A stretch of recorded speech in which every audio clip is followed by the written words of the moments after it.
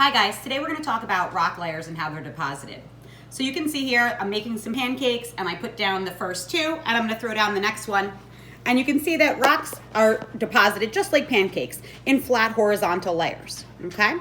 Now, there's a couple of things that can happen to these rocks. I could smush them up, and this is called deforming them by folding, right? There could be a lot of pressure added here, or my kids could pick it up and be playing with it, right?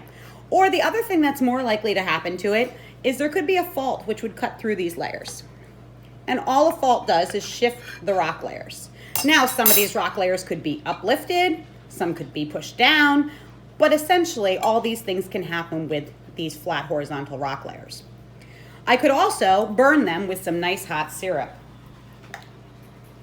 Okay, now normally this happens when the magma is coming up from the bottom, but we know that we're not going to do that like that and make a huge mess in my kitchen. So we'll just pretend that we're putting the syrup on from the top.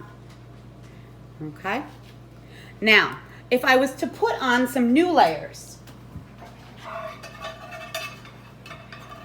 you would notice that these new layers are not cut and they are not burned by the igneous intrusion.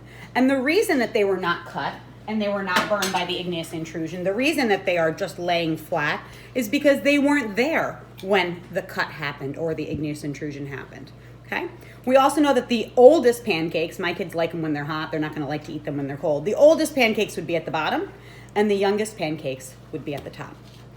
And that law is called the law of superposition. So I hope this kind of cleared up some of the ways that rocks can be layered. Sure.